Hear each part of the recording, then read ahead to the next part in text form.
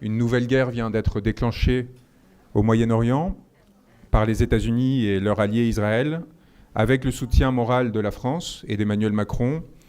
qui, dans une déclaration particulièrement grave et attentatoire aux intérêts de notre pays,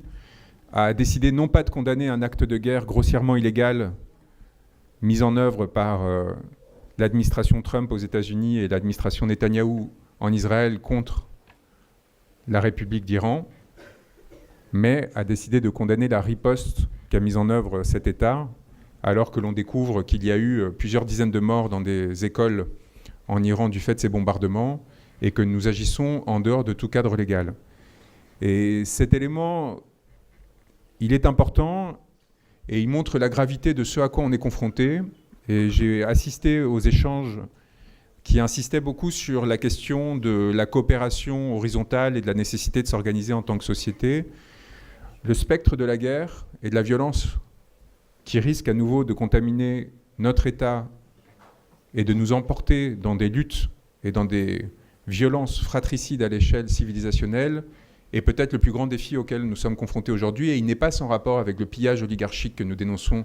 depuis de nombreuses années et qui génère de la violence au sein de nos sociétés,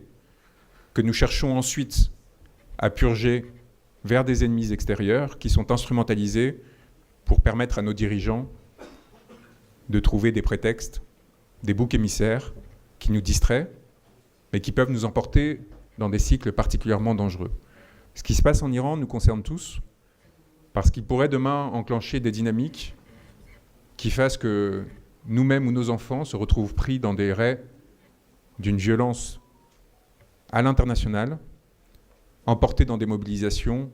qui pourraient coûter la vie à nombre d'entre nous. Et si nous pensons que notre implication dans des aventures comme celle-ci, particulièrement dangereuse, sera sans conséquence, il faut nous souvenir que la violence qui nous est venue au Bataclan était née directement de notre implication dans le conflit syrien, qui nous semblait très éloigné, et qui a amené l'État islamique d'alors, Daesh, à nous considérer comme une cible prioritaire du fait de notre alliance avec les États-Unis, et a décidé de lancer une campagne d'attentats meurtriers qui viendrait voler la vie à tant d'entre nous. Et c'est dans ce cadre-là, qu'à quelques kilomètres d'ici, s'est développé l'événement que l'on sait, l'attentat sur la promenade des Anglais, que j'ai eu à connaître intimement, malheureusement, parce que j'ai eu en tant qu'avocat à défendre des victimes, à la fois des policiers et des citoyens qui avaient été affectés par ce crime, et que je continue à me battre avec eux pour que les responsabilités de l'État, du préfet, du directeur de cabinet du préfet, soient établies dans l'absence de sécurisation de cet événement. Et si je vous en parle et si je le relie, ce n'est pas seulement à ce que je viens de vous présenter aux derniers événements en Iran, ce n'est pas seulement parce que nous sommes près de Nice, mais aussi parce que c'est une question qui nous permet de comprendre comment les choses s'articulent et comment des espaces lointains qui initialement nous semblent affectés, très rapidement ça peut se rapprocher de nous et détruire nos vies et celles de nos proches avec une facilité déconcertante et particulièrement effrayante. J'ai eu à interroger M. Estrosi, M. Hollande, M. Cazeneuve pendant le procès Potemkin, comme je l'appelle, une sorte de faux procès qui avait été organisé sur l'attentat de Nice, qui avait pour vocation de faire oublier que le préfet chargé de la sécurisation de cet événement avait été promu juste après l'attentat à l'inspection générale des finances, le corps le plus prestigieux de la République française, celui dont est issu Emmanuel Macron, et que son directeur de cabinet d'alors, François-Xavier Locke, est devenu le plus jeune préfet de France, après avoir été recruté par Emmanuel Macron comme chef de cabinet à l'Élysée. Ce sont ces personnes qui n'avaient pas pris les mesures pour protéger les Français, alors que nous avions été avertis. Alors que l'État islamique avait menacé la France après sa participation à des campagnes de bombardement en Syrie, et qu'elle avait indiqué, elle avait donné instruction à ceux qui la suivaient, de mettre en œuvre par tout moyen des actes offensifs à l'égard de la population française, avant de parler explicitement de voitures béliers. Et le ministre de l'Intérieur de l'époque, Bernard Cazeneuve, avait réagi à ces menaces, parce qu'il avait été interrogé sur France Inter, avait réagi à ces menaces quelques mois avant l'attentat en disant que la France était prête, qu'elle était forte et qu'elle n'avait pas peur. Lui n'avait pas peur. Lui n'avait pas peur parce qu'il était protégé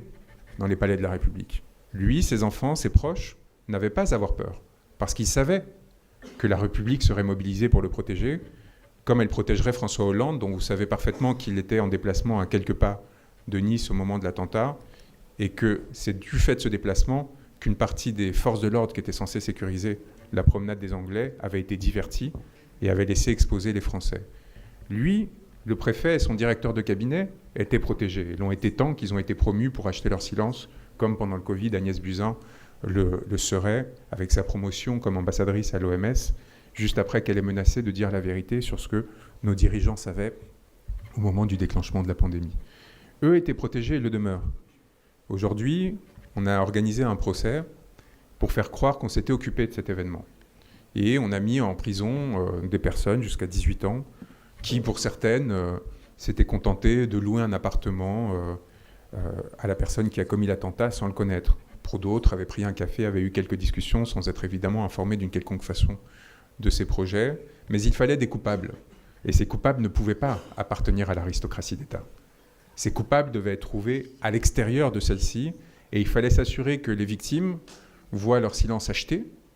Et c'est pour ça qu'on a eu tant de victimes qui se sont constituées lors de ce procès, et qu'on a eu surtout tant d'avocats qui ont été si bien payés pour les représenter, certains cabinets d'avocats gagnant des millions d'euros lors de ces procédures, parce qu'ils représentaient jusqu'à 200 et plus de victimes par avocat, ce qui leur permettait à 400 € la demi-journée sur 3 mois, vous faites les comptes, d'accumuler des sommes extraordinaires. Et quand vous touchez ces sommes-là grâce à l'État, vous n'allez pas poser les questions qui fâchent lors du procès. Lorsque vous vous retrouvez face à M. Cazeneuve, face à M. Hollande, face à M. Estrosi, vous n'allez pas les interroger de façon sévère sur ce qu'ils ont fait et les raisons qui les ont amenés à faire. Et pendant qu'on organisait ce procès pour nous distraire, que j'ai dénoncé dans ma plaidoirie en commençant ma plaidoirie en leur disant « Je veux le scandale ». Je refuse cette façon d'éteindre la colère en trouvant quelques personnes qui vont nous distraire. Je veux le scandale, je veux savoir ce qui s'est passé ce jour-là et pourquoi, alors que l'on était averti, on a décidé de ne pas protéger les Français. Pourquoi des plots n'ont pas été posés à l'entrée de la promenade des Anglais? Pourquoi est-ce qu'il n'y avait pas assez d'effectifs? Pourquoi est-ce que cette personne, alors qu'elle s'était vue filmer et vidéosurveiller en faisant des repérages plusieurs fois sur la promenade des Anglais, n'a pas fait l'objet d'une action préventive ou du moins d'une surveillance? Pourquoi, alors qu'il était poursuivi pour avoir violé de façon répétée sa femme en introduisant, et je suis désolé pour les plus jeunes, des bâtons de bois dans son sexe de façon répétée, que celle-ci avait porté plainte, personne n'était allé le poursuivre et qu'il n'avait bénéficié que d'une sorte de rappel à la loi, comme si de rien n'était, alors qu'il était acquis et que l'institution judiciaire était informée qu'il s'agissait d'un psychopathe dangereux, tant dans l'intimité qu'à l'extérieur. Ces questions, on les a posées pendant ce procès, et grâce à l'action de certaines consoeurs, notamment Virginie Leroy à Nice, une procédure avait été ouverte sur les responsabilités de l'État. 9 ans plus tard, il n'y a toujours pas une mise en examen. 9 ans plus tard, le préfet et le directeur de cabinet qui, hasard des choses, sont représentés par le même avocat, mais bien sûr, ils ne se coordonnent pas et n'essayent pas de fabriquer des versions qui permettent d'éviter leur responsabilité, surtout de protéger M. Cazeneuve, n'ont été placés que sous le statut de témoin assisté, c'est-à-dire qu'il serait impossible en l'état de tenir un procès contre eux. Ce système d'impunité qui les amène à utiliser nos moyens, les moyens de l'État, pour engager la responsabilité de la France à l'étranger, pour lui fabriquer des ennemis, pour complaire, en l'occurrence à Barack Obama, à tel dirigeant avec lequel on essaye toujours de se mettre bien. Vous vous souvenez, ce même Barack Obama qui a soutenu Emmanuel Macron lors des élections de 2017 puis de 2022, en faisant une vidéo pour vous convaincre qu'il était l'avenir de la nation et le phare de nos civilisations. Ces gens-là, pour s'acheter ce soutien de ces élites et de ces services puissants, parce que derrière, lorsque vous avez le soutien des États-Unis, eh bien évidemment, vous avez une carrière qui va se construire de façon beaucoup plus aisée. Et c'est ce qui explique qu'aujourd'hui, des Gabriel Attal, des Édouard Philippe soutiennent